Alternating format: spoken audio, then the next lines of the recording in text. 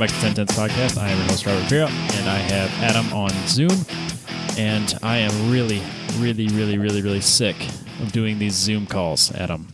I miss dude, I'm so with you. I miss seeing you in my house. I mean, I see you in my house every day, but I miss seeing actual Adam in my actual house. Yeah, I feel exactly. Katie was asking me today. She was like, "Are you guys ever gonna like do this in person again?" And I was like, "I hope so." I like really do. We're certainly like, this isn't so bad. Maybe we'll just keep doing this forever. That's definitely not how I feel about it. Not how I feel about it at all. This is a necessary evil in my eyes. Like I'll do like the interviews. I think for people that we don't live anywhere near, it works just fine. But on a weekly to weekly basis, no, I don't like it at all. No, I don't either. And weirdly enough, this makes things a little bit more difficult for my time tables and my work. So you think it'd be more convenient since you could just kind of, you're sitting down at home. No, because I'm closer to work when I'm at your house. So it actually makes this harder. Damn it. So, yeah, I'm ready for things to be normal again. Or at least somewhat normal. Just get it to the point where it's not a freaking nightmare to just be around people. Yeah. And I think I probably would feel comfortable enough coming and over if it weren't for Jess's chosen career path. Being in the shit.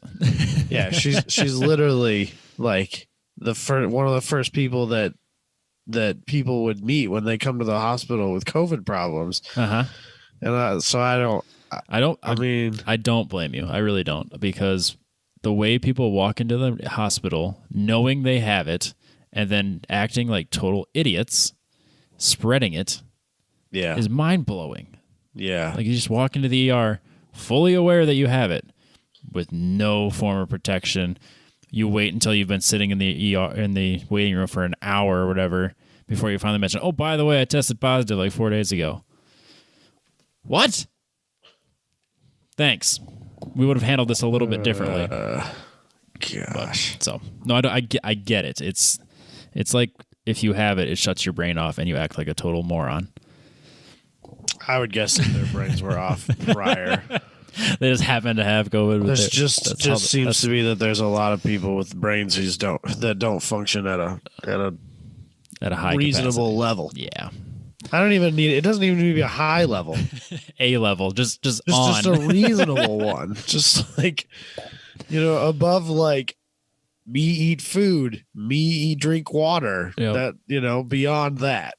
I mean, I get it if you know you have it and you're kind of in a panic state and you're worried and paranoid, but you would at least have some sort of common courtesy to walk in there and go, "You know what? I have it. Maybe I should not touch things. Maybe I should not breathe on people."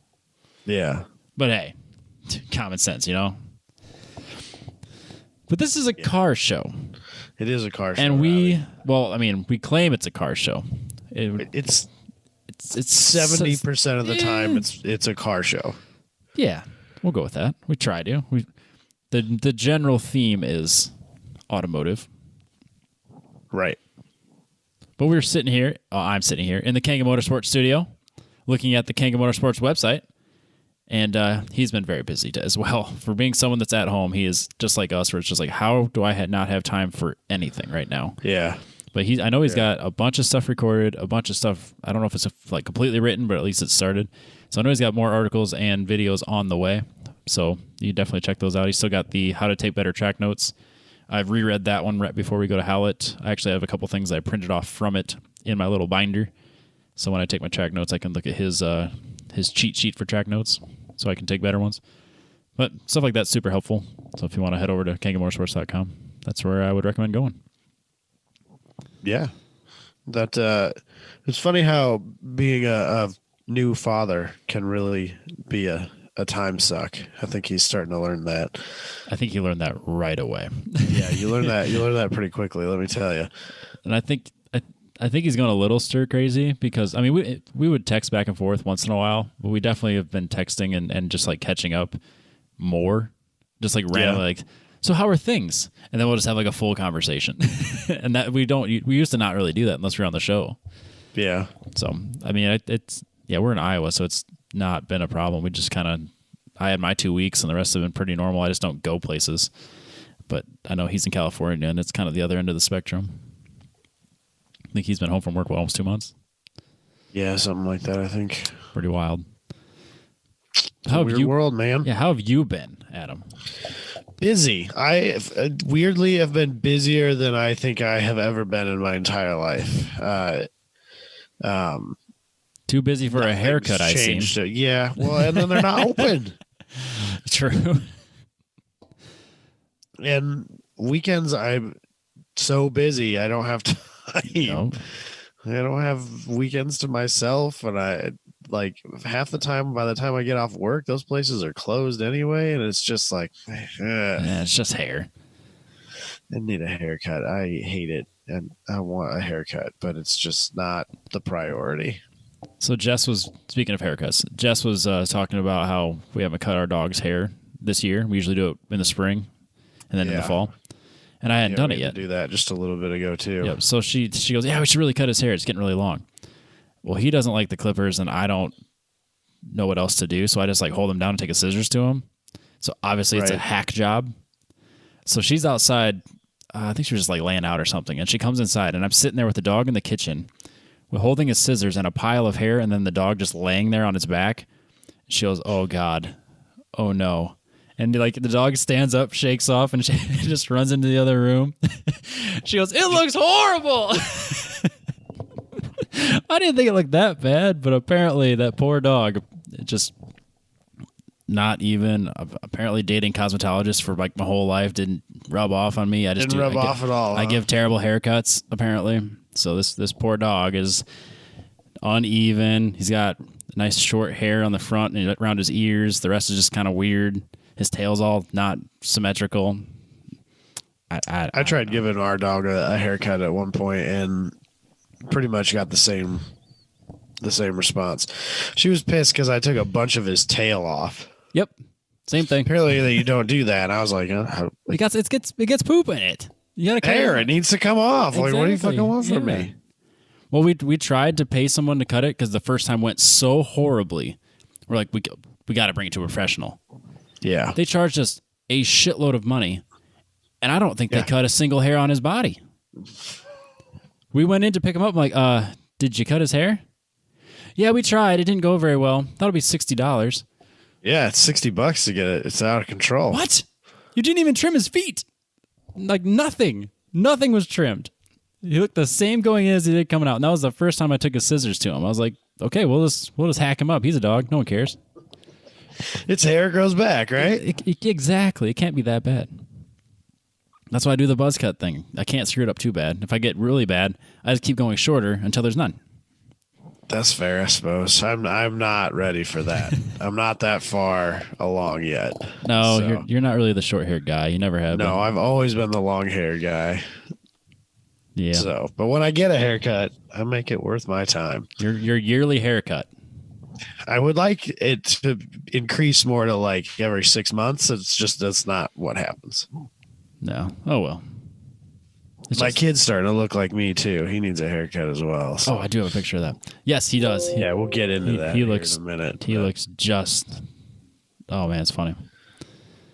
Should we open this up? Speaking of, yeah, let's do it. This week's opener is heavily Logan involved. So, last show, I don't remember if we talked about this on the show or if it was before or after the show, but Dusty, who was on the show the last time we did a show, he is a Traxxas employee. Traxxas makes some of the nicer high-end remote control cars. Do you remember if we talked about this on the show? I don't. I really don't. I know we talked about it with Dusty on the call. I think we talked after the show. I think it was too. At least that's how I'm remembering it, because I'm pretty sure we talked at length about like how busy they were and they couldn't keep them on the shelves. Yeah. But I don't think that was on the show. I don't think so either. So anyway, Dusty's a Traxxas employee, and my kid has really developed a love for remote control cars, and obviously that's something I'm about because remote control cars are great. They're fun. And so like through this whole COVID thing, we've probably bought 3 or 4 of them because you go to Walmart and you buy like a $15 to $20 remote control car, and it lasts him like A a day. few days, maybe a week, and then something breaks about it. A wheel breaks off, or like we bought this Lightning McQueen one that could go from like a regular Lightning McQueen race car, or you could take the wheels and axles off and put monster truck wheels on it and make him monster truck Lightning McQueen, and that was basically the greatest thing in his entire life.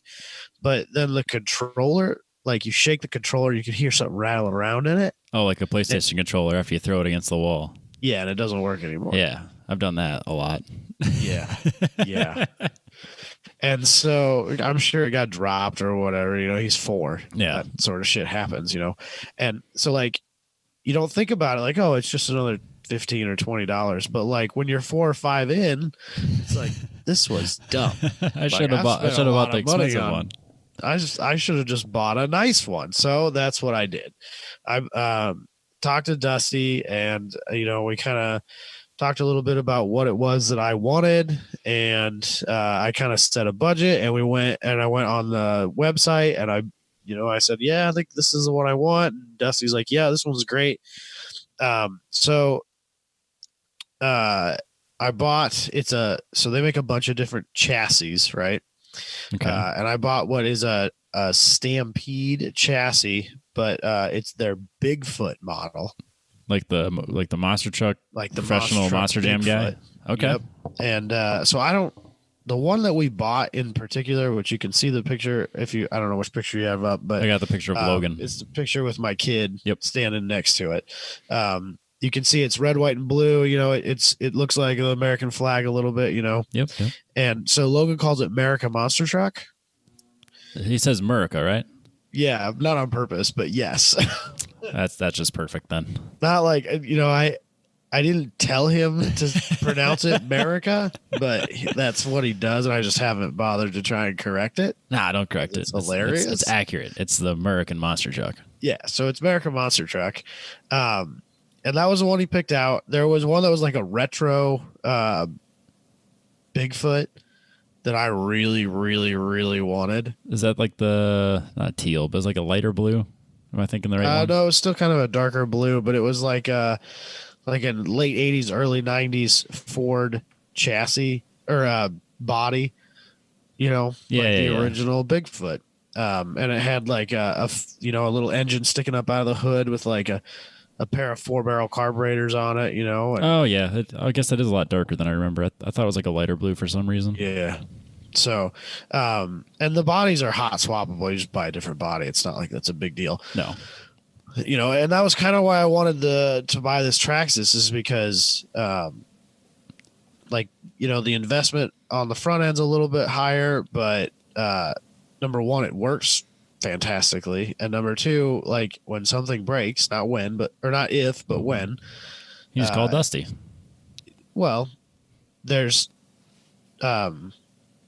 multitudes of Traxxas dealers around here, and that Traxxas has a website that you can buy all those parts from. It's really not hard to get parts, and there are parts to get, instead of like, well, this one's junk, throw it in the trash can and go spend another $20 on, another one. Yep. So I ended up buying this thing, and had to wait a few days for it to get in stock because they didn't have the one we wanted. But I had the inside scoop on it as soon as it went on the website. Dusty sent me a message. He's like, all right, they're back in stock, so go buy it. So I went and I'm like walking around at work, like filling this thing out on my phone, and bought it. So when it shows up here, it's all pre-assembled. It's got enough charge in it to run around a little bit right off the bat. One of the weird things that I wasn't super thrilled about is what it is. The charger that comes with the vehicle, or with the RC car itself, Yep. plugs into a cigarette lighter, That's the only one you get?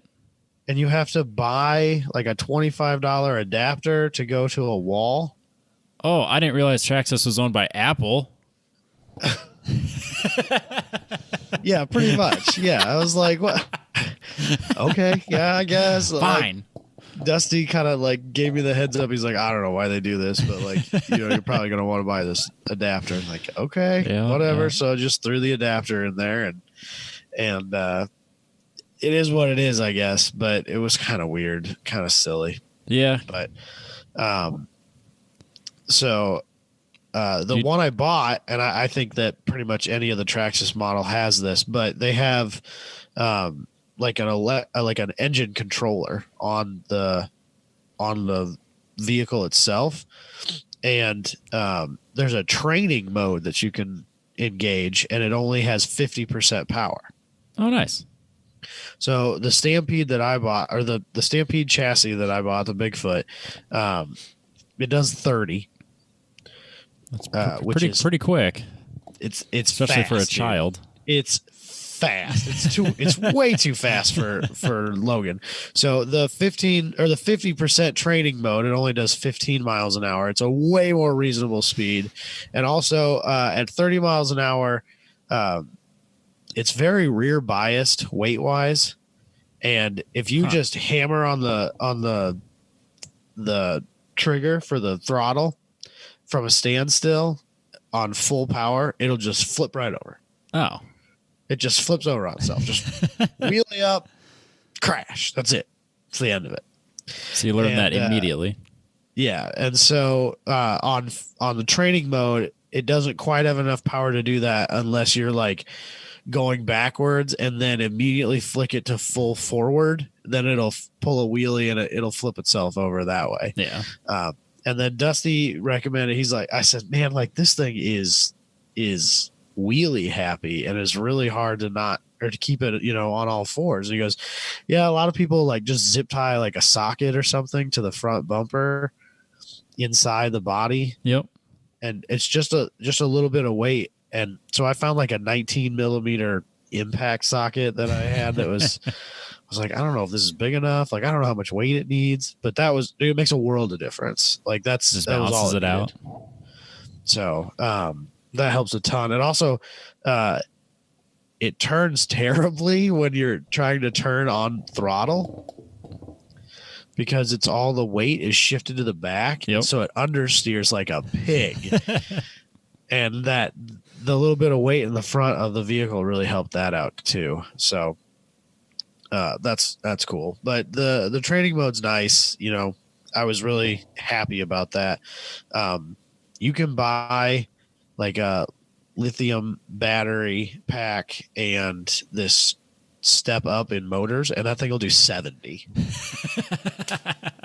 Like between 60 and 70. Maybe it was, I don't remember. So you ordered yours already, right? No. No, I did not. Oh man. It's so hard to keep up with it the way it is. I don't know why anybody needs one to do 70 miles an hour. That's crazy. That gets away from you really fast. Dude, I've already ran into myself with it. Like, hit myself in the ankles with it 30 miles an hour. That hurts. Well, yeah. It hurts bad. I don't need it to do 70. That's wild. Yeah, 70 is when it goes down the street and like a split second, all of a sudden it's under another car and just gone. Yeah. Yeah, it's crazy. So, so it showed up kind of late last week. The last weekend for Father's Day, we went over to my father-in-law's, and it turns out he just bought a new house. So this is the first time we'd ever seen it. And it turns out he lives right across the street from this, like, I don't know if it's like a manufacturing facility or some sort of shipping facility or something, but they have this huge gravel parking lot that's just empty all weekend. Oh, perfect. And we're ripping around back there, and I mean dude, it's so much fun. Like literally you just go out there and you race it till the battery's dead, and then you charge the battery, and then you just go back out there till the battery's dead again. And it's just so much fun. And they had a loading dock that you could jump off the side of. And so I text Dusty and I was like, I should probably ask this rather than finding out on my own. Like, how high can I jump or drop these safely? Pretty high. And he's like, oh, He's like, oh, they're pretty lightweight compared to the 4-wheel drive ones or the bigger ones, and the chassis are really very similar in construction. So, like, you can really jump them. You can jump it off your house if you wanted to. Yeah, and I was like, I'm jumping it off of like a 4 or 5 foot loading dock. He's like, oh, it should take that all day long, no problem. He goes, where you'll break stuff is if you hit like a immovable object, like if you run it into a wall at full speed or something like that. That's when you break stuff. Yeah. And was he wrong? turns out he was right. He was right about hitting things against the wall And breaking things. Uh-oh, what'd you break? So we were jumping it off of the loading dock, and there was a wall like right on the other side. So like if you went all the way to the top and you jumped it off, you had to stop it as soon as it hit the ground, or else you'll hit the wall. And one time I didn't stop it fast enough. And I smashed it straight in the wall, and I broke where the steering rod connects to the So you broke the tie rod. to the wheel hub. Yep, I broke what is essentially a tie rod. Yeah. Well, I guess you didn't break the Well, tie no, rod. I You broke the hub. You broke the wheel I broke hub. the hub where the tie rod connects to it, right inside the wheel. Do they sell wheel hubs? So the plastic ones are $3 a piece, or $3 for a pair. That's way Is better what it is. than a real car. No big deal. They also make an aluminum one that's in the $30 range. Oh, Those are sitting on my table right now. that's awesome. That's awesome. So I, just like you do with a real car, like, oh, this Scope creep. this broke, well, yeah, there's that. There's scope creep, because I'm talking I took a picture of that and I sent it to Dustin. I was like, this is where it starts to get really expensive, isn't it? And he's like, yep.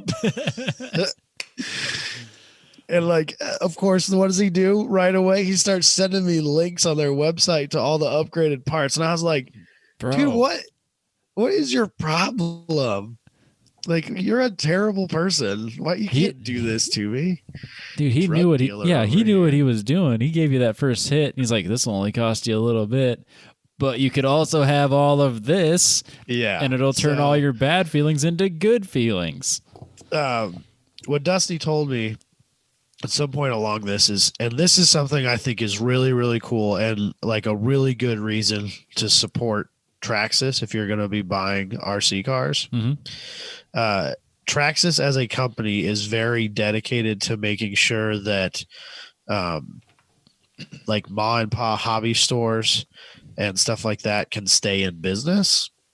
And so all of the parts pricing and all of the whole complete kit pricing on Traxxas's website is pretty remarkably higher than what their pricing is if you go to a dealer.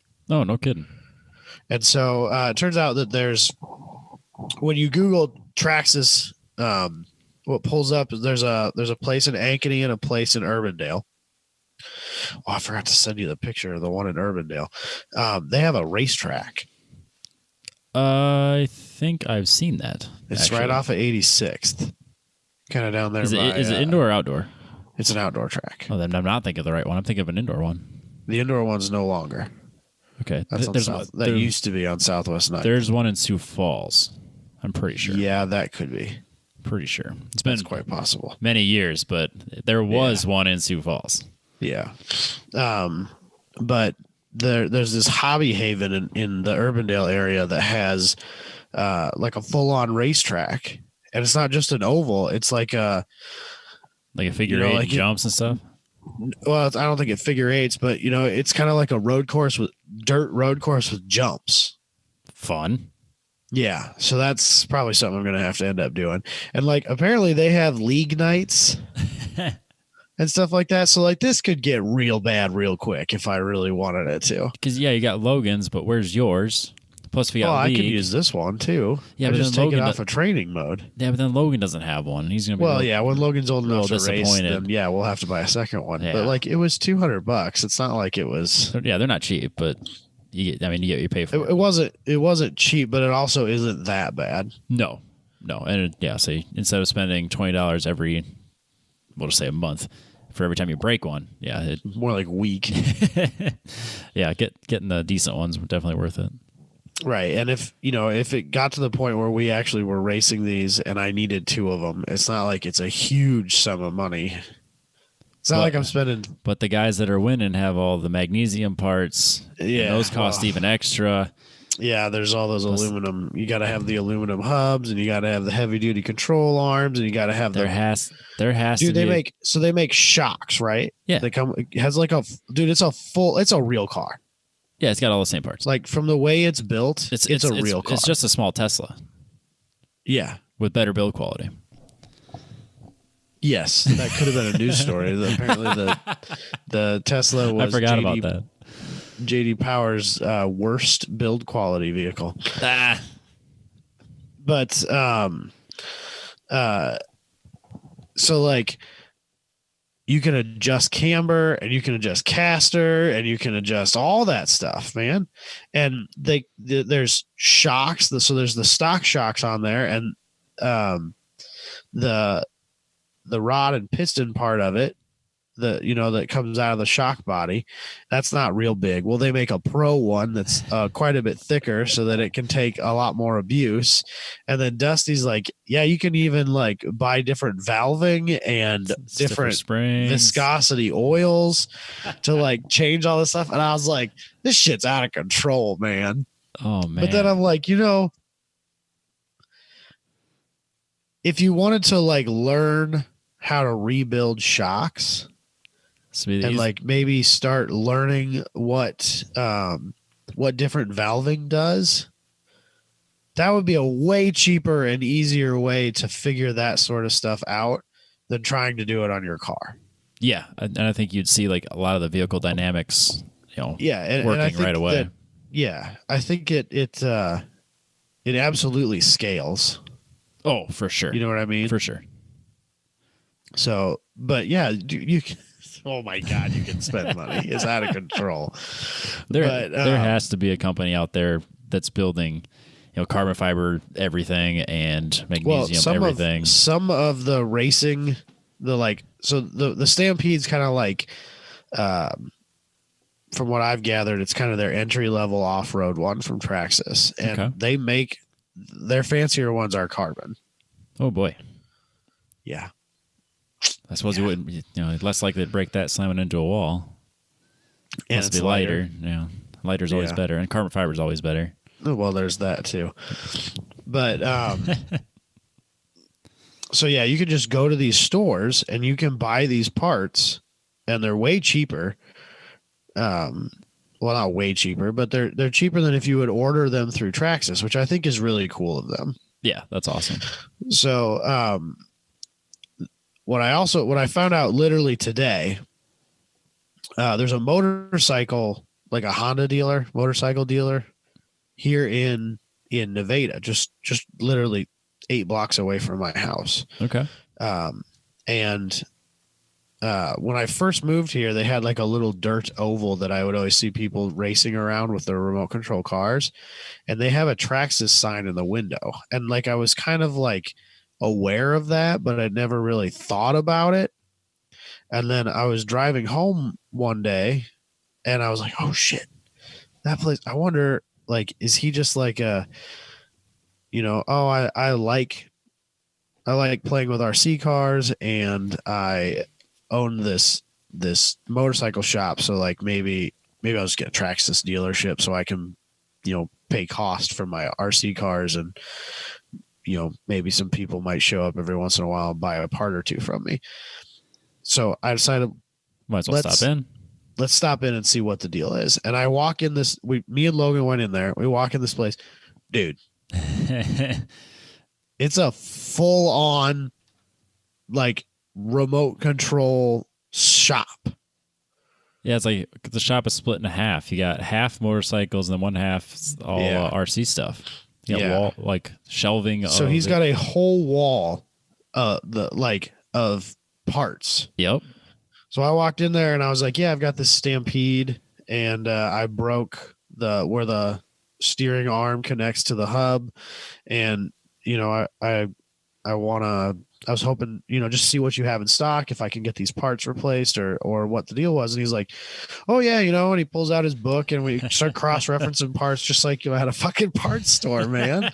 And he's like, "Do you want the plastic ones, or I've got the aluminum ones too?" He's like, "I know they come in a bunch of colors, but I think the only ones I have right now are blue." And I was like, "Yeah, blue sounds great. Let's do that." And so I bought those, and then we're kind of looking at things, and I was like, I said something about how those steering, that arm, tie rod, for lack of a better term, is really not that beefy. And he's like, "Oh yeah, I got these right here that are the upgraded ones," and he throws them on the table, and I was like, "Oh, they're only like $8." Like, yeah, sure, why not? We'll throw those on there. Let's do this. Well, now that you mention it, there's this also, and there's the control arms.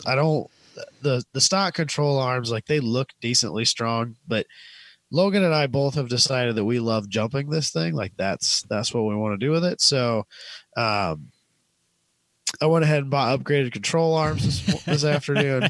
And then, because it takes about 40 minutes to charge a battery, which is just an unacceptable amount of downtime for a 4-year-old. Too long. So we bought a second battery pack. And next thing I know, I'm walking out with $110 worth of stuff. God damn it. I hope Logan appreciates this, because that's not a small toy.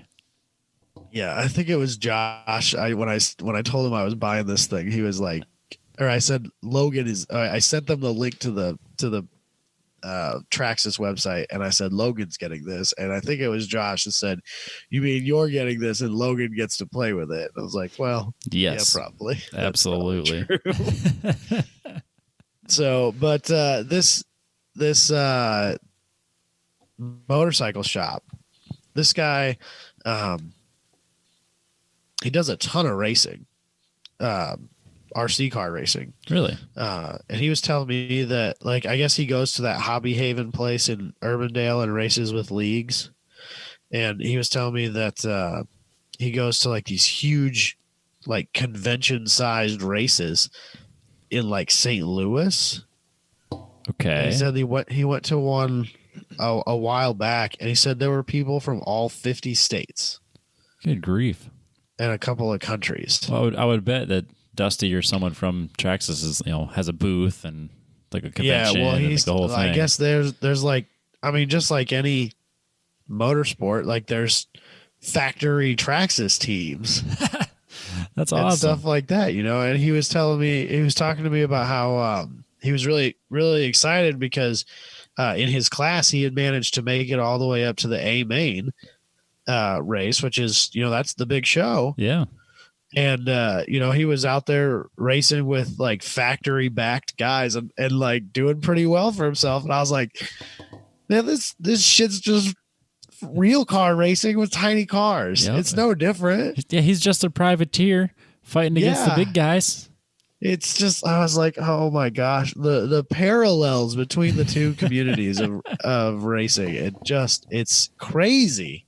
Yeah, and I'm sure how similar these things are. Well, I'm sure, like, the competition and tournaments are set up identical. Oh, I'm sure. And I'm sure they're just as competitive and wild. And the racing is probably just as much fun, if not more fun, to watch. I bet. Yeah, I bet it is. And it was fun talking to him for a while. I was wearing my my Heartland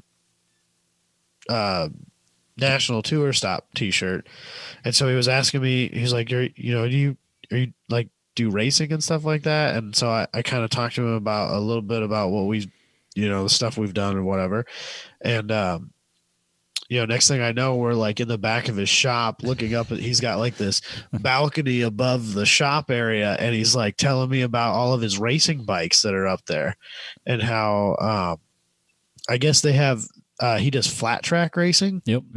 with motorcycles, and like you have to earn your way up through tiers, like rookie, AM, pro, expert, whatever the tier names are. Right. But he has like an expert tier title or Wow. something, some word that he used. But he's, and he tells me like every few years he'll get the bike down and he'll go through it and get it running and take it out to 1 or 2 events. And then his wife says, all right, that's enough. You put that thing back up there where it belongs. She doesn't, I guess she's not real keen on him doing that stuff. So. No, you get to a certain point where motorcycles aren't really your thing anymore. But I get the desire to go back out.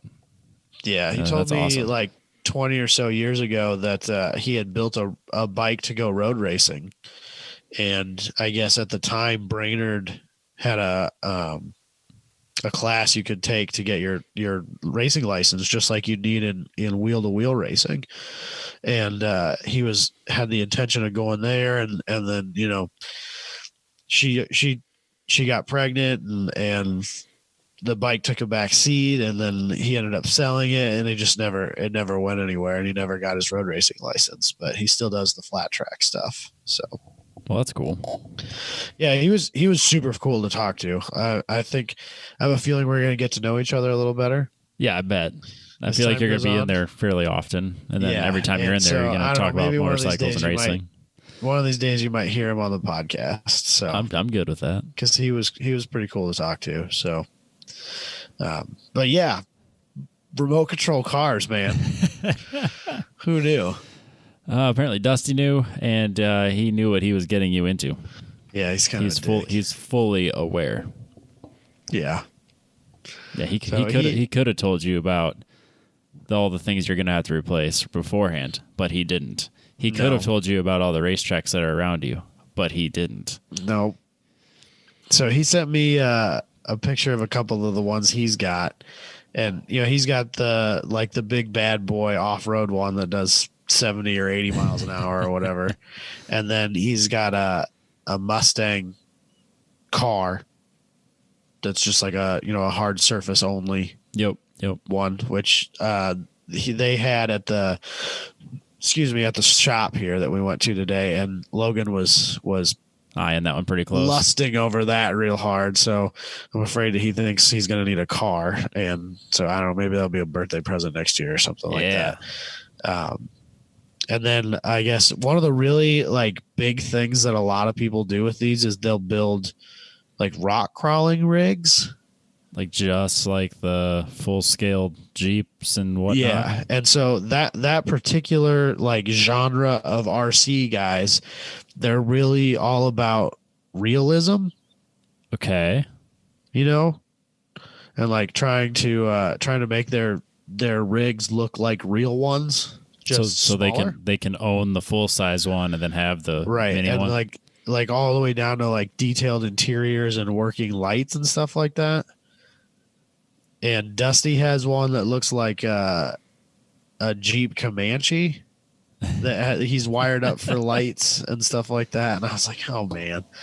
And I was like, I don't really know that appeals to me that much, because like I don't know where I would take that living in flat, boring Iowa. And he goes, the nice thing about crawlers when they're 1/10 scale versus full size is that a pile of rocks at a anywhere can turn into a mountain when the vehicle is only 10 inches tall. Like, he's right. Okay, yeah, I suppose that makes sense. Like that, any gravel pit will do just fine. Right? Yeah, exactly. So, man, so you're gonna it's have interesting, but I'm still. That's not. I'd rather go. Well, you could. Your crawler is fully capable of jumping too. There's a lot of jumps. There's a lot of jumps at those places. I suppose I would just rather take set up your own jump and then like long jump over some stuff and then put like water in the middle so you don't want to fall in the water and you jump the water. Oh no, it doesn't matter, dude. They're fully waterproof. I know, but it's cool if you make it over. But if you don't make it over, then you got the splash. Plus, I figured out. So when you're going real fast in a straight line with this thing, if you want to make a hard corner, you hit reverse with it, Uh-huh. and it nosedives, and you turn at the same time, and it'll like do a fast 180, like almost a drift, if you will. And then you can hammer on the throttle again, and it'll take off, and you can kind of like make yourself look real cool or whatever. Hell yeah.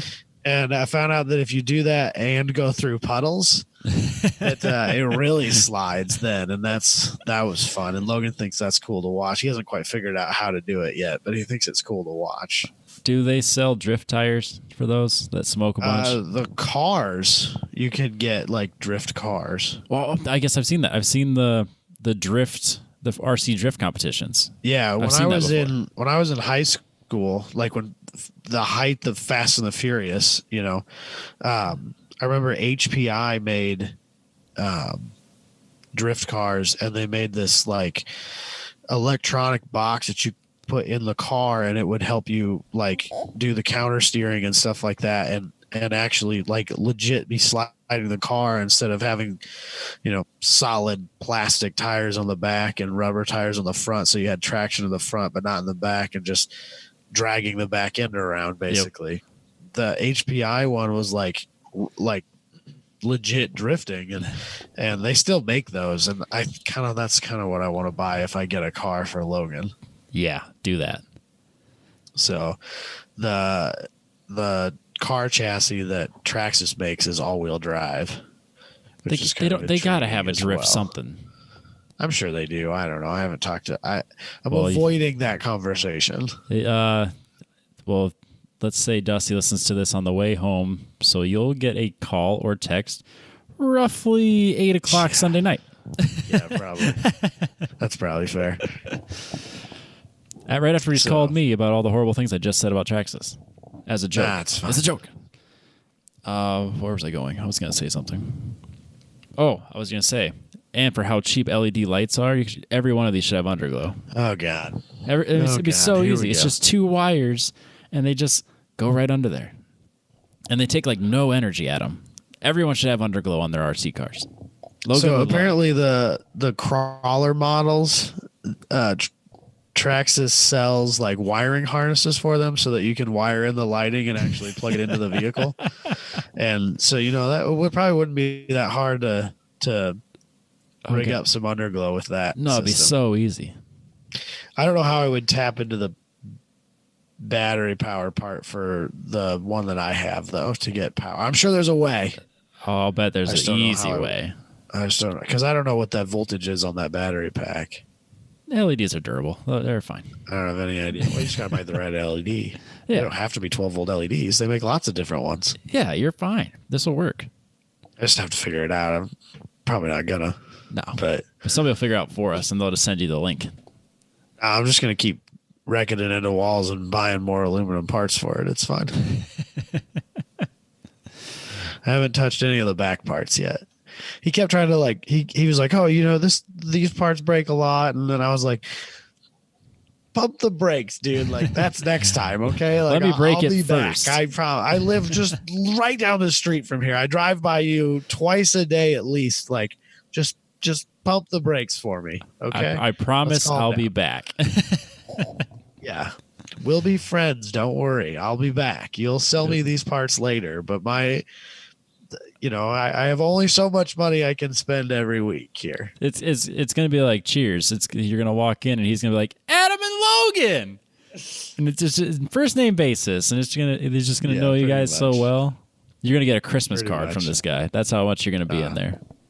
That's fine. As long as it comes with a gift certificate. No, it'll come with stickers. Logan loves stickers. So. Do you have anything else on RC cars? Not really. I haven't done. No, not right now. So we'll see how the repair goes and how epically bad I screw that all up. No, you'll be fine. It looks pretty easy. It can't be too hard. No, the steering arms that I bought are adjustable. So you can change a full. So I can like dial in more caster or camber and tow and and tow, stuff like that. So that's gonna be annoying, and I'm gonna have to figure that out and try and make sure that I have them square so that You're it drives in a straight line and shit like that. You're going to be doing a string alignment on your kitchen table. Yeah, exactly. Can I borrow? That's exactly what's gonna happen. Can I borrow some of your quick trick stuff? Yeah, dude. It's Yeah, fun. I don't know how I'm gonna do this yet. It's like I'm sure there's a tutorial. I bet there is. So I guess It's- come I back bet next it's- week to find out how you do an alignment on an RC car, because I'll probably know by then. I bet it's the exact same idea. Yeah, probably. That's awesome. This, I'm going to call it this topic, was brought to you by Factor Fabrication because the opener's coming up next because I'm calling my stuff the opener because it's way shorter. So this That's topic, fine. this topic was brought to you by Factor Fabrication for all your fabrication needs. I'm going to take credit and say that obviously because of all of our listeners, Factor Fabrication has been very busy and doing very well because of all the work that we have sent their way. Absolutely. So all the great ideas we've given people. all the wonderful ideas from this show, all our wonderful fans.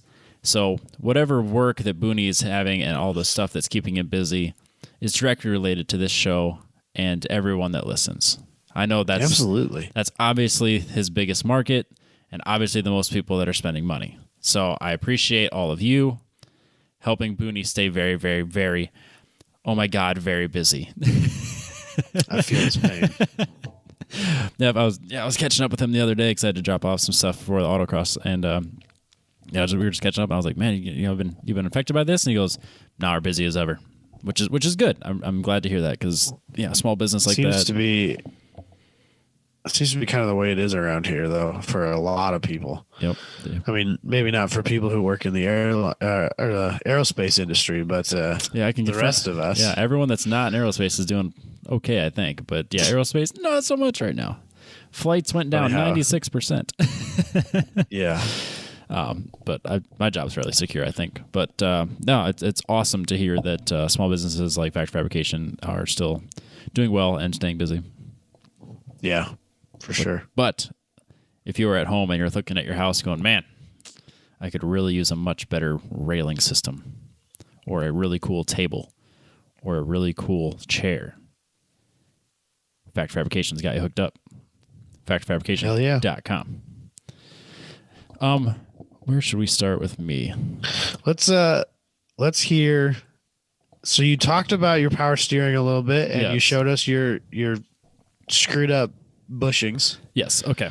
and that devolved into madness very quickly after the last time we recorded a show. So long Let's story start short, there. scope creep. So I rebuilt Feel your pain, Robbie. my steering rack. We talked about it a little bit, took it apart, put it back together, hooked it up under the car, took it out for a test drive, came back, and it was leaking worse than before from a different seal. And I think we talked about it on the Perfect. show. Can't remember. Took it apart, put it back together again. Different seals.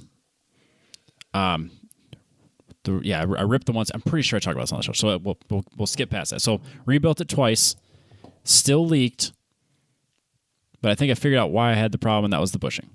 So after the second rebuild, I kind of took a step back and go, okay, there's literally nothing complicated about this. It's a steering rack with a handful of seals. What am I doing wrong? So I've never been in a steering rack. Is there? I mean, is there a lot of like bullshit and voodoo, or is it pretty straightforward? the power steering stuff, like where the pressures and stuff go, is a little. Yeah, that's kind of what I'm talking about. So basically, you got the two lines, your high pressure and low pressure line coming in from your pump and your reservoir, and Yeah. then it goes into like a section of cavities that has like four different seals above the bearing that connects the shaft to the steering rod, Okay. or steering shaft rather. So as the fluid goes into those chambers, I guess is like, these are not the right terms, and I'm really sorry I didn't plan ahead for this.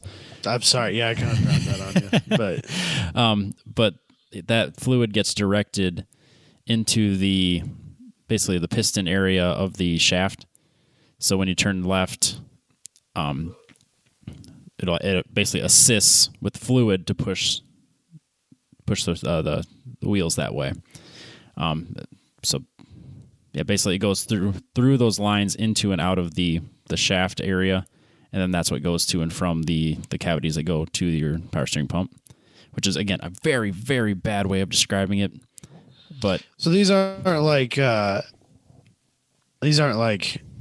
automatic transmission voodoo, though. It's pretty no. Pretty straightforward. This is pretty basic fluid dynamic stuff. It's actually not. These aren't really overly complicated, but I'm just doing a really bad job of explaining it. Okay. So, but anyway, so I'm looking at it going, this isn't complicated. It's literally 10 seals. If I replace everything. So, when I was looking at it again, I kind of thought back to my process of how I put it back together. Rewatched a couple of YouTube videos of people that walk through it. I'm like, I did everything they did. But one thing that stuck out to me was that when I put the shaft into the housing, you put it in from left to right. So when the left side is all the way through, the right side was touching the wall of the casing. Clearly off center. I'm thinking, oh, maybe I just have it misaligned. No, it was just that bent. So when I put the seal in first, then put the shaft in, I actually ruined the seal because I was forcing it, it was basically a bowed shaft through the seal, so it tore it. So when I put it back together the second time, I put the seal on the shaft, then installed the shaft into the housing, thinking that I wouldn't rip the seal that way. But the only thing I come up with is that when it got bent, the original seals got damaged in the same way, so that it would basically continue to function without leaking, or at least not leaking as much. So when I disrupted that by putting that same seal back in rotated, it would basically seal in some spots and not the other, and just gush fluid all over the floor. So nice. Then, of course, this is not something you can buy parts for. It's a discontinued item. You can't even buy them new. Really? You can't buy new OEM. You can get Remand for a couple hundred bucks, plus a $350 core charge, which is a gigantic pain in the ass. Yeah. So I did some looking into it. There was one website that sold new ones, non-OEM ones, with a 3-year warranty, unlimited miles, and it was $400, and I was not thrilled, to say the least. No. Yeah, that makes sense that you wouldn't be thrilled about that. But a little rough. A used one with unknown miles that looked to be the same level of ugliness as the one that came out of my car. The cheapest $250 for an unknown conditioned one. That's why. Yeah. So now you're buying the $400 one. I buy the $400 one with a warranty. So I bit the bullet, ordered it. It was new, and for some reason, this brand new one didn't require a core charge. But I think probably just because it's not OEM. But it was funny because if I bought the S14 one, it required a core charge. So the grand total on my bill would have been $750 before I shipped it back. Okay. Or I could spend a little extra on the new part, which would have been and I did a lot of research into this. So on the NE240SX, that's not HICAS, HICAS. Yep. Which would be rear. Isn't that rear steer? Yes. So they have a 240 with that? Rare, but yes. So there's an S13 that has HICAS. So you can, if you get that rack, it's 2.6 turns to go lock to lock. The HICAS rack? Yes. Okay, everything bolts up. Everything's the same. It's just a different. It's a different ratio. It's a different ratio. So it's 2.6 rotations lock to lock. The S14 and any non-HICA is a 3.1 turns lock to lock. I'm like, well, less is good. Yep. And no core charge is good. I just don't want to deal with it. So I talked myself into I was like, you know what? We're going to spend the extra money. We're going to get the Hikkas. It's going to bolt right in. I already have the bushings. We're going to do it. So I bit the bullet, got it, installed it, fired it up, didn't leak, and I didn't have to scream and throw tools, and it worked. Just bolted right up? Bolted right in. The S13 is a thicker housing than the S14, and the Z32 also has almost the identical same steering rack. Again, really? I've done all the research to figure out where the hell can I get a steering rack for less than $400.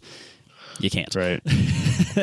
So I've luckily the energy bushings come as a kit, so it's either the Z32, the S13, S14, all one kit. It comes with 3 bushings. The odd shaped one's the same for all of them, and then the one that goes around the cylinder of the housing is thinner for the thicker housing or thicker for the thinner housing. So you just throw away the one you don't use. Lucky for me, it wasn't trash day, so I still had the one I threw away. So I just had to go digging for it. Oh, Jesus. Yep. I literally emptied my entire trash can into my driveway because, of course, it was at the bottom and I couldn't find it, and I was getting very, very, very annoyed. But I got it in. Everything's working. And then, of course, my steering the lines for the external hard lines were basically pinched shut on my old one. So I ordered new soft lines, high pressure soft lines, like steel braided lines. Those weren't cheap either, only to end up not needing them because I just bought a brand new one that has really brand new hard lines. But, it is what it is. It is what it is. Now you have extras. It's not all bad. Yes. Yep. So I ended up using the soft lines because it was much easier to install the rack with the engine in the car while it was all assembled. So I just got that makes that probably would have sucked with the hard lines. Or I could have just took them all off, put it in the car, and then installed the hard lines after the fact. But this way, that still seems like a hassle. Yeah, though. It was easier just to install them outside the car, install the rack, and then just button everything up. So took it out for test spin. Everything seems fine. Feedback feels good. There is ways to adjust, like how stiff your steering is. Like there's a little ceramic piece that goes along the shaft, and you can basically crank that tight onto your shaft. That's again a weird motion to be doing while I say that. Whoa. Especially when you're talking about shafts. You can crank the shaft like this and tightening down on your shaft. Yeah, I'm going to tighten down on my shaft so I can get a harder feel in my hands. Phrasing. Oh, anyways, but the OEM one is super easy because it's just a 14 millimeter socket head. But this non-OEM one has a really weird, I don't know, it probably needs a special tool, but yeah, you can tighten that up so that you have a looser or tighter steering. So I'll deal with that later. Cool. But right now I'm just going to let it be what they'll set it at. So, to me, it seems a little soft, but nothing that's really a big deal. So yeah, I got that running, got it aligned, got it cleaned. Everything seems good to go. So we are ready for Hallett. So I'm looking forward to that. First event of the year. So I assume you've driven it a bit. Yeah, I took it out for a couple test spins. Basically just up and down the road to make sure my alignment felt right. Steering wheel was where I wanted it, and then took it out for a couple hard pulls going up and down the blacktop. Does that is that change in lock to lock? Is that pretty noticeable? I mean, no. It's a total of 100 degrees over the entire thing, so it's definitely not a dramatic change, I suppose, but it's better. It's better than nothing. So an upgrade is an upgrade. You know how it goes. Yeah. Yeah. Yeah, so it should be good to go. I'm sure I'll figure out at the track what also isn't quite right, but yeah, that's the best place to figure it out. Yeah, it's the easiest place to fix things. Yeah, of course. I mean, that's definitely where you want to be dealing with that stuff. Yeah, but when you're 9 hours from home, in the middle of Oklahoma. Yep. And the one tool that I need is the one sitting in my toolbox, not all the hundreds of other tools that I brought. Thankfully, racers are generally very helpful. Yes. And this looks like it's a huge turnout. I think there should be like 20 time trialers and then like 130 club racers for this majors race. That's so crazy for our area. It's a huge race. I mean, I wasn't there for majors last time, so it wasn't near as busy. But this looks like it'll be pretty full, which is wild. You can really tell that people are getting stir crazy. Yep, because Time Trials Nationals events are selling out, or at least breaking records for attendance already. I was expecting a little better turnout for the time trialers, but I mean, I get it. A lot of local guys, maybe not a lot, but a handful of local guys aren't going to make the trip to Hallett. And then we probably don't have quite the presence down in that area as we do up here. Yeah, that's fair. Yeah, I'm really looking forward to it. Big thanks to where'd it go? Big thanks to Petrolbox. They sent me a box full of boxes. So those are prizes for the time trialers. Pretty super cool. I had to open it to make sure to see what was in the boxes, see how hard I need to push myself so I can steal one of these and take it home. Anything good? Yeah, man. Since we could talk about it before you'll. Yep, because this won't come out till after you've given them away. Yep. So there's a book in there, and I didn't look at it too long to be able to talk about what's in it. There's a shirt. There is some Jack's Wax cleaning stuff, and a handful of there's like a bottle opener made out of a spark plug. Damn, I really should have brought one. Oh, that's cool. Yeah, so I mean, it's definitely cool stuff. I know they actually put more in, there's more value on these boxes than like a traditional petrol box. So I told that's neat. I told them just to give me whatever you had lying around and we could give them away, but they went above and beyond. So it speaks to the guys that over at Petrolbox. I was going to say, I mean, I'm not even kind of surprised by that. Nope. I asked for the bare minimum and they went over and above and beyond. So it's I'm super, super happy that we're partnering with them still, like with the podcast and with the time trials. Yep. Super neat. Yeah. So I don't really have anything else. The Z is, I just ordered the parts to put the fans in. The fans are in. I just need to wire them up and figure out what the hell I'm going to do about that diff, or if I'm even going to take it on track again this year. Right. I'm in no hurry. The 240 has been a priority, and I know that that's the same differential, so probably should get a diff for that one first. Or that's got to make you a little nervous. Yeah, this one's got a lot less miles, I think, and this one came out of I've read online that people claim that the Nismos are different. I don't think they are. I think they're all viscous junk. But this one came out of a 370Z Nismo, and I have no idea what the other one on the Z actually came out of. So, the one on your car's from a 370? Yeah, it should be. Oh, okay. Yep. Yeah, because they're all they're all the same. I'm pretty sure it's 370. Yeah, that's fair. I don't think there's a ton of difference between the 350 and 370 from a chassis and drivetrain perspective. No, I think that diffs. I mean, if it's not the same, it bolts up the same. Right. So if you're shopping, double check that, but I'm pretty sure it's the same pumpkin. Cool. Yeah, so 240 is ready for Hallett. I'm actually really pumped that Hallett's the first one of the year for me. I'm a huge fan of that track. We know how you feel about Hallett. Love Hallett. Eric tried telling us today that there's new showers that are air conditioned. I told him, why even bother telling me that? That's a gigantic waste of time. If I'm at Hallett and I'm going to shower, I'm going to shower under the stars with the open air shower. I don't understand why you're so smitten with this. If you've never showered under the stars, you'll never get it.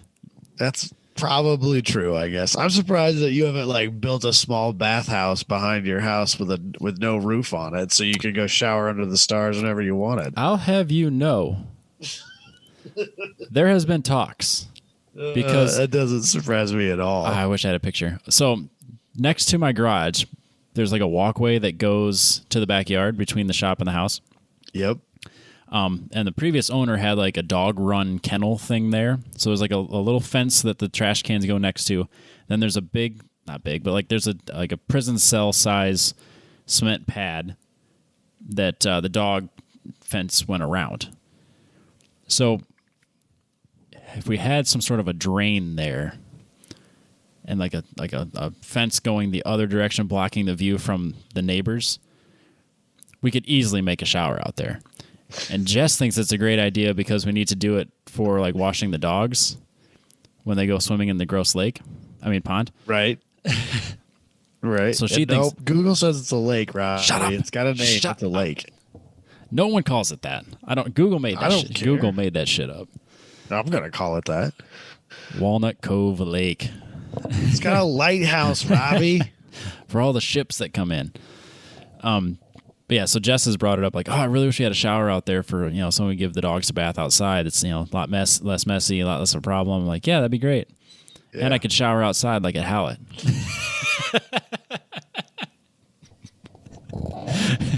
Oh, Jesus It's been brought up, man. I'm not joking. I love it. Howlett's a really great track to start the season off, in my opinion, because it's got a fair amount of runoff. It's a super fun track. It'll be busy though. I mean, that's 130 club racers. That's a hell of a turnout.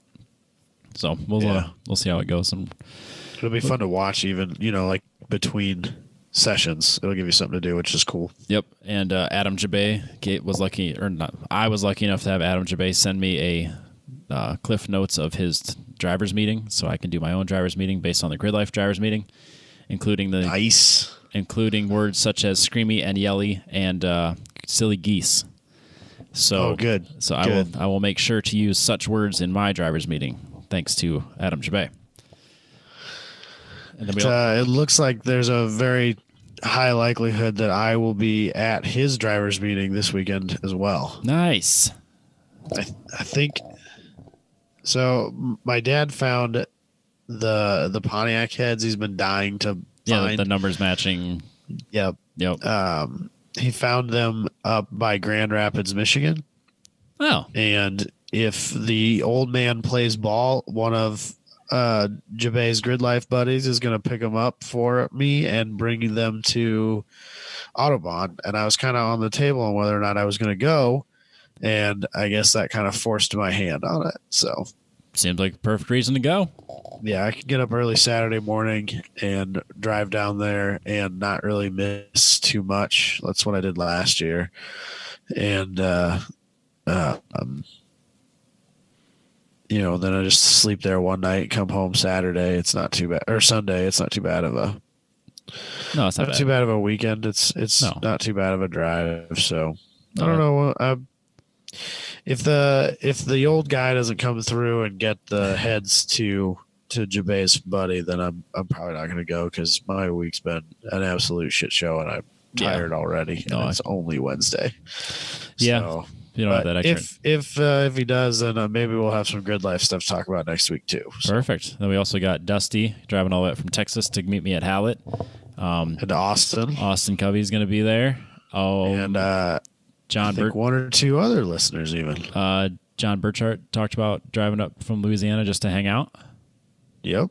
And Dalton will be there with his Camaro and his Corvette. Because he registered both cars because he's a madman. He is a madman. So we'll see how that goes. And then, of course, the normal crew that we've been running with. I'm trying to think of who else. Am I missing anybody? I'm sure. I'm certain of it. But looking forward to Hallett. I do have one other thing that I discovered over the weekend. The rollover warning and rollover rate of the Ranger Razors, RZRs, or whatever the hell they're called. Accurate. Very accurate. Oh, no. So the Ranger RZR would be, like, if you know those, like, side-by-side Rangers that Polaris makes, like the farm equipment type things where it's like a souped-up golf cart with, like, a bed in the back. Well, they make a smaller one called the RZR, which is roughly the size of a souped-up go-kart. So it's got like the like a four-wheeler wheels and like the tall suspension, like an RC car would have, and then a roll cage, and then just like a go-kart body.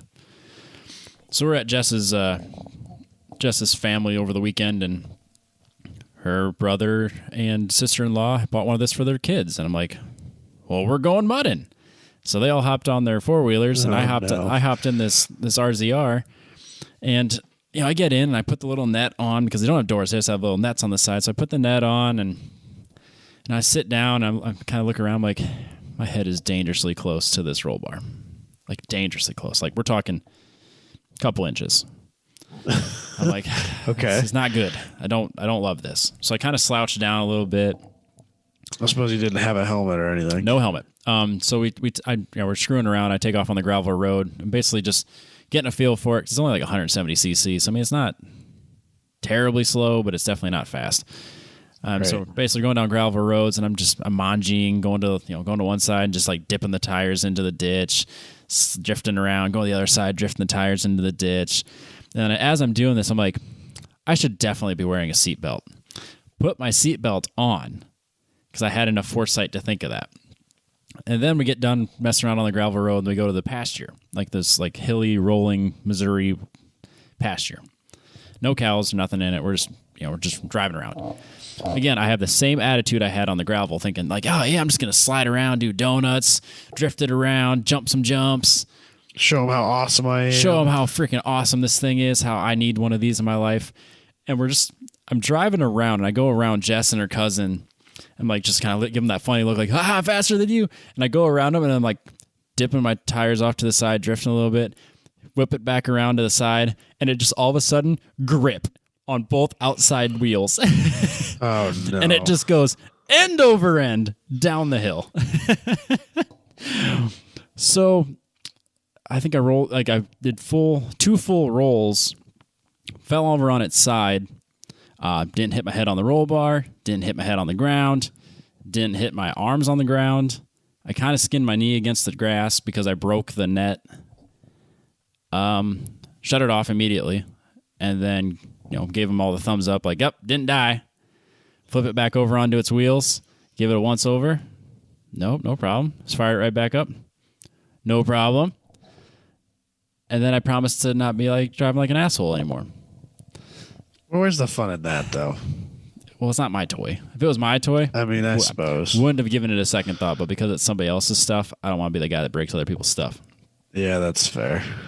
So we bring it back in, give it back once over. And, the only thing that I broke was a $6 clip that holds the net onto the roll cage. Other than that, you would have no idea. The headlights, like everything just pins in together.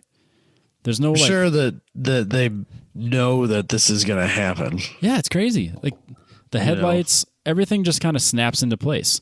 So when you roll it and everything just kind of gets jostled around and falls out of place, you just snap it all back into place and no one's the wiser. No joke, not a scratch on it besides that little plastic clip breaking. That's crazy. But the whole drive home from Missouri to Iowa, I had to have the conversation of, you could have really gotten hurt today. And I said, but I didn't. Yes, but you really could have. Which she's right. Sure, but I didn't. What are you going to do? Because she'd say something like, you really could have hit your head. You could have, like, what would have happened if that, you weren't wearing your seatbelt, or like, what if you broke your arms or hit your head and got concussed or, died or whatever. And my response was always, Jess, people don't just die in ATV accidents, which of course just set her off.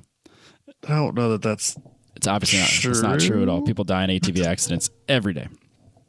So she didn't find that funny at all. What else did I say? There was another thing I said that it would just totally set her off. But basically, it was just like, you know what? Maybe I don't need one of these in my life. But I was proud of myself of having the foresight to put the seatbelt on. That would have been bad. You could still if you had one, you'd be more smart with it. I mean, you could have. No, I wouldn't. Well, yeah, but I'm saying you could have, if you'd have known that that's what you were going to do, you could have suited up a little bit. Yeah. Yeah. brought your helmet or whatever. And if it was, if it was yours and you were at home with it, you could have made sure that rule is if you're going to ride in the side by side with Robbie, you got to have a helmet on. I think the new rule is that everyone has to wear a helmet now because of me. That's not a bad way to be about it. Because Jess's sister-in-law watched the whole thing happen, and her response was, "I'm really glad the girls were here to see that." I'm glad I could be an example. Oh no, Robbie! But no! You know what I think the real problem was? It doesn't have enough power. So when I try to do my little drifties and my spinning tire things, I didn't have enough power to keep the wheels spinning, which is why I caught grip at such a weird angle and why I flipped.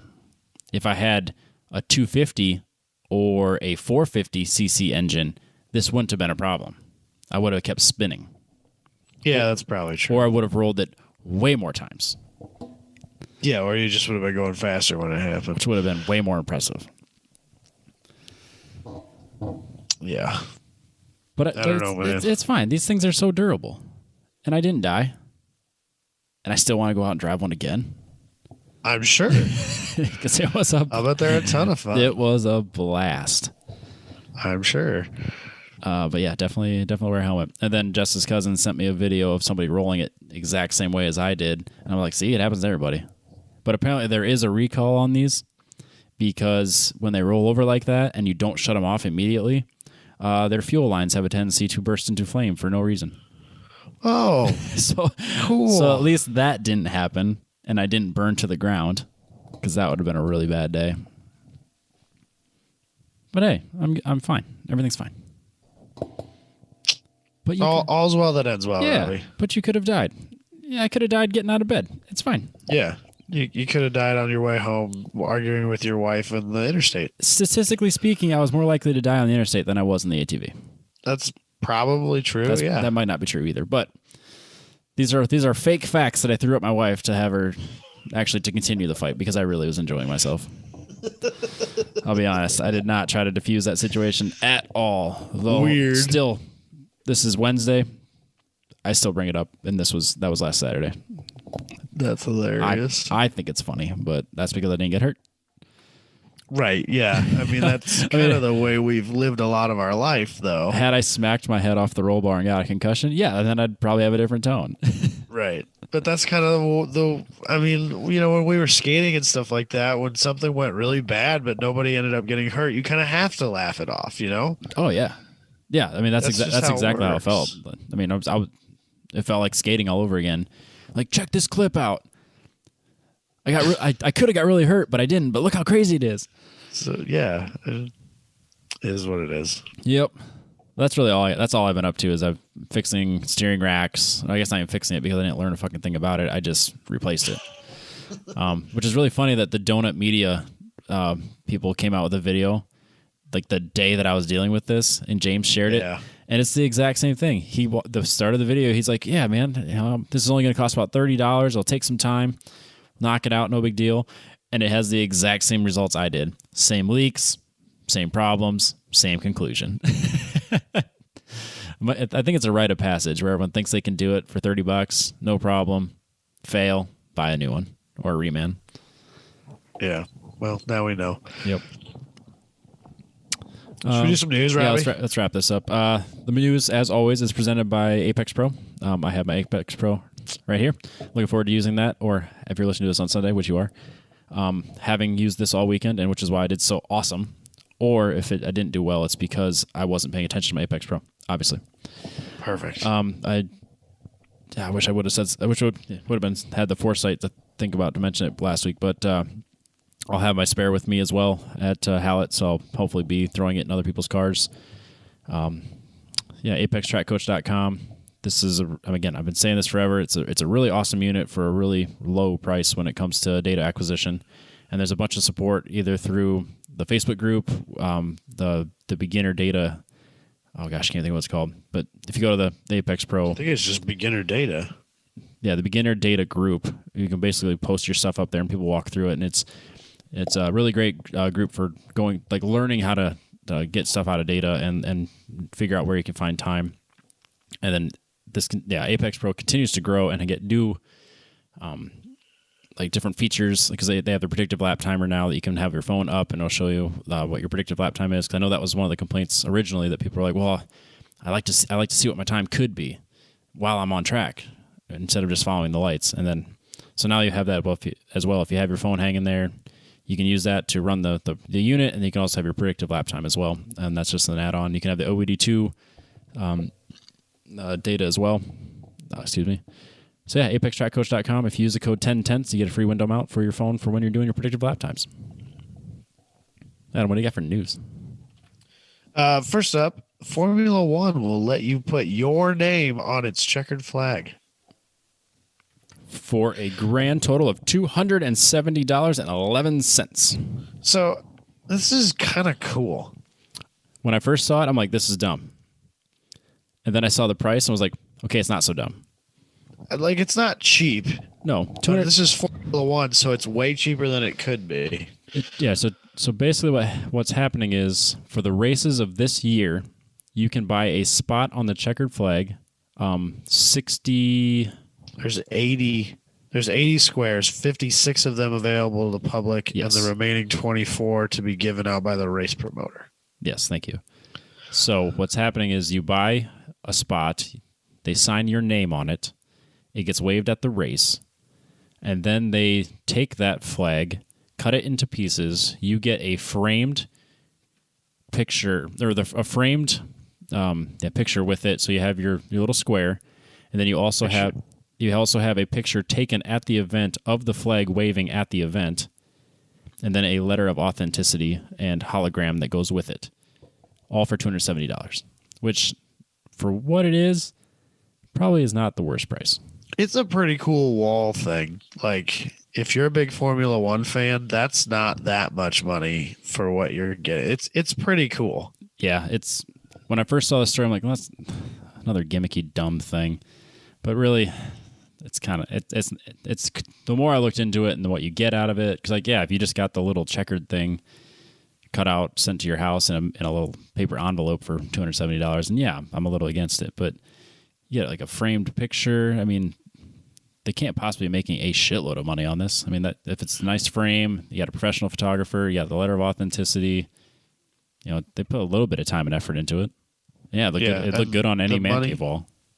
The money goes towards this We Race as One program, which is some sort of I'm guessing a not-for-profit thing that F1 is doing for diversity and stuff like that.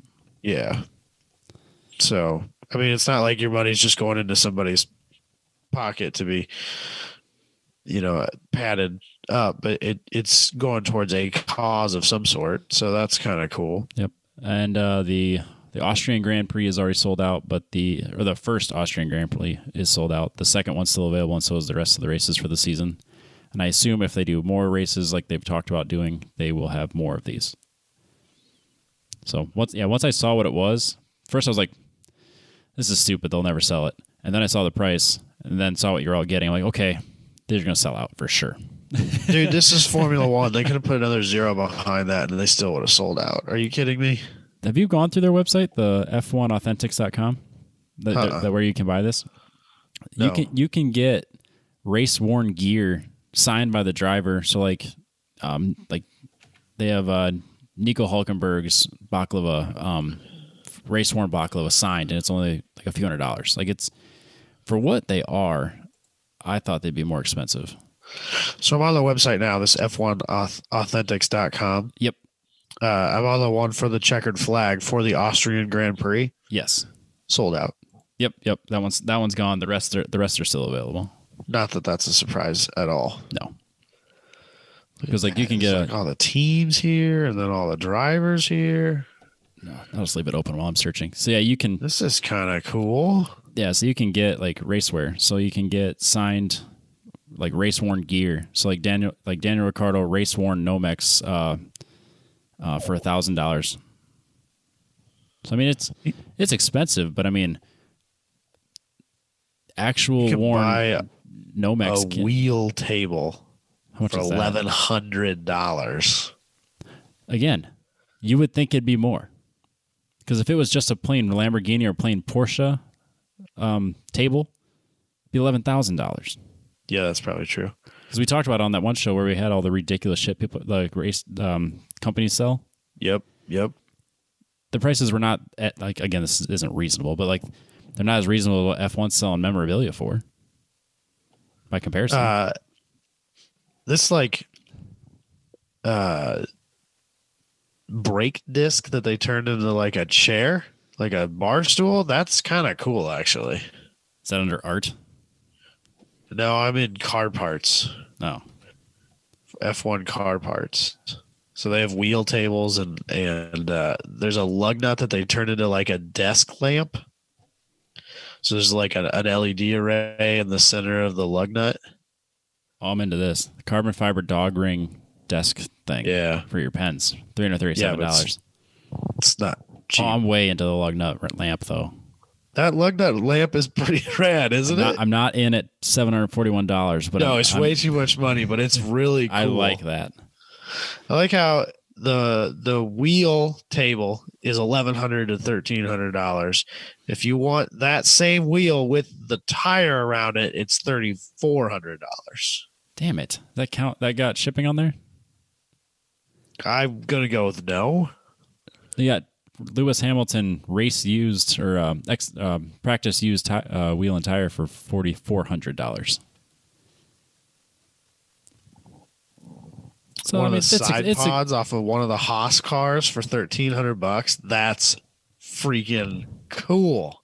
Yeah, it's expensive, but it's not as expensive as you would think. Yeah. I mean, it's way more than I can afford right now. Like, I'm not going to be buying any of this stuff, but it's super neat. Yeah, F1Authentics.com. So, yeah, you can get your checkered flag, or you can buy a bunch of other stuff for your man cave or your office. Or if you just want to flex on people, be like, yeah, that's Nico Rosberg's wheel. What are you going to do about it? Yeah, there's some neat stuff in here. Yeah, the exhaust manifold off of one of the Lotus cars, that's pretty crazy. Yep. Barge boards, carbon fiber like aero parts in here, that's pretty neat. There's some cool stuff in here. I could spend a lot of time just paging through this. Yeah, it's a lot of it's race use stuff or actual from the car stuff. There is a page here to inquire about owning a Formula One car. Well, I mean, they're just going to throw them away at the end of the year anyways. Someone should get use out of it. Just going to sit in some warehouse. And the inquire now button opens up to an email. Dear sir or madam, I am inquiring about a Formula One vehicle. What's the cheapest one you've got? I'm not brand specific. Yep. Bottom dollar me here. What can I get? I just want to know. That's kind of hilarious. Yeah. So pretty neat though. That's not like the most outrageous amount of money I've ever seen in my life. No. For something like that. So it is kind of funny how some of the stuff's still sitting there, like from 2014 or 2015, that you would think would have sold by now to somebody. But now I wonder if people even realize it's a thing.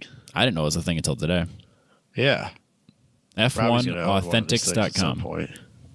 If I could be successful, you bet I'd have all sorts of weird shit. When you have a corner office and you're in charge of people, you're going to have a lug nut lamp desk. Or desk lamp. I will agree with that. I'm good with that. If I can get to the corner office, that'll be on my desk. See, now I wonder if I could go on like eBay and find that as like, but not off an F1 car. And just make it for like $33. Or just like, buy a lug nut from like a Porsche GT3 car. Because those have the big center hub lock. You could make one of those for $30. Or Factor Fabrication can make you one of those for $38. Now we're talking. Yeah. Now we're talking. Then you're supporting local businesses and you're doing cool shit. That would be really neat. Booney, you should make us some single wheel lug nut lamps for the podcast. It'd look good right here on the table. Actually, right here. There you go. Moving on. Up next, Lamborghini's new track-only hypercar is pretty bonkers. Oh my God, it's so good. How so- much do you love this car, Robbie? Oh, I have been erect with excitement since this car was posted. It is so good. Everything's so good. cool. 850 naturally aspirated V12 horsepowers. That's It's so good. the right amount.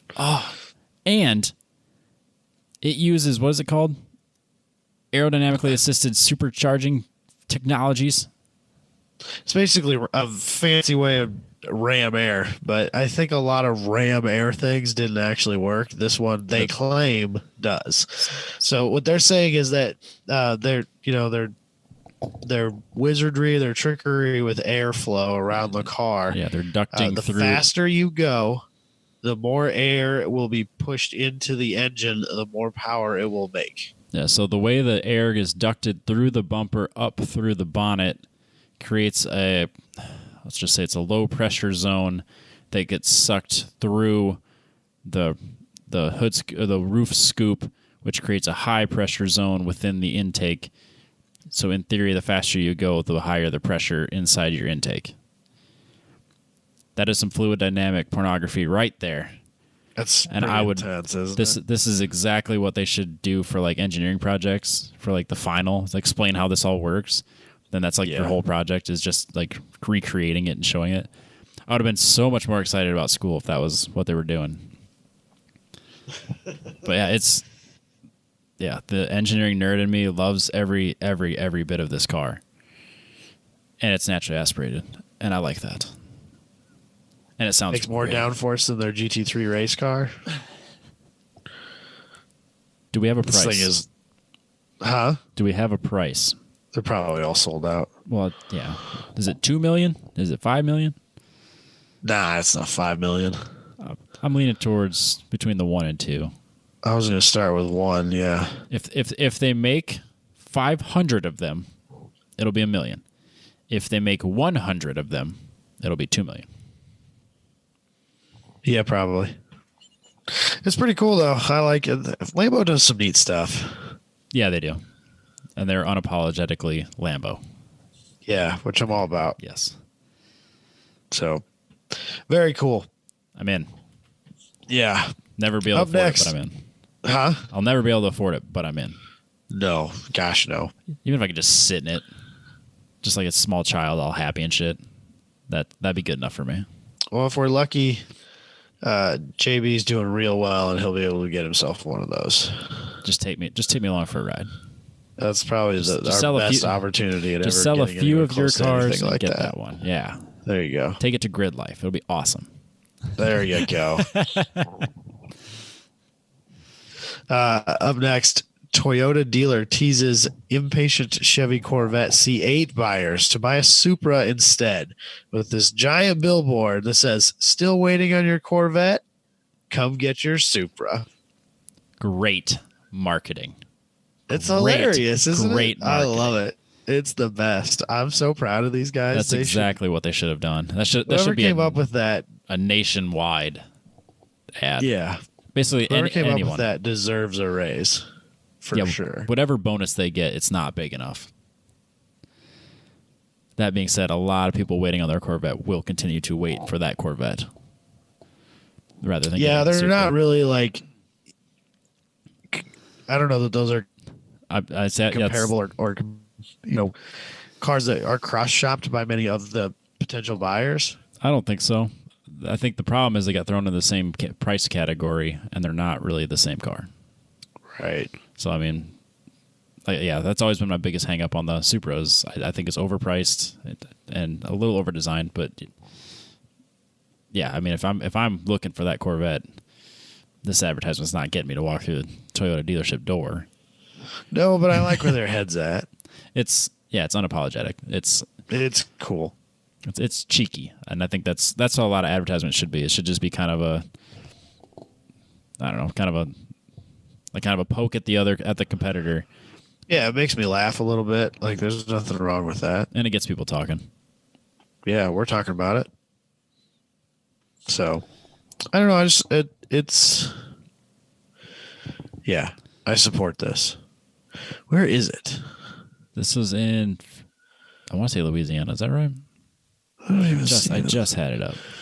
Oh yeah, Shreveport, Louisiana. Oh, I can't believe I remembered that. So, yeah, I don't have a whole lot to say about it besides I think it's hilarious. But yeah, you know, in a world where news is often grim and not funny, this is great, and I appreciated that. Yep. I don't think they're going to sell any more Supras, but we'll see. Yeah, there is a Supra at the Toyota dealership here in Des Moines. Is there really? Yeah, well, I don't know if it's there right now. I saw it from the road one day. I don't pay attention to it close enough to know if it's there still, but there was one there at one point. Yes, I have not seen one at a dealership. I've seen Jackie Ding's at Grid Life and then pictures of JB's, but yeah, none at a dealership. I've seen one or two in the wild. Yep. So they're out there. I think I've seen more Supras than I have Corvettes, if that says anything. I have seen a Corvette. I have in the wild. There was one in West Des Moines one day.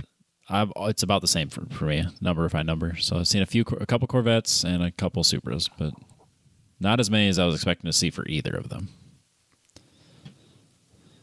But yeah. So that's really all we got on that. Yeah, let's we can do a shorter show today. I got Hallett on my mind. I got stuff to do for that. Then next week we can have a show where we talk about Dalton driving 2 cars at the same track event. You going to Grid Life, me going to Hallett, and then all of our friends coming up from Texas and Oklahoma to come hang out with us at Hallett. Yeah. Stick around next week for that. That's all I got. Yeah. We'll see you guys later. Catch you guys next week. Bye.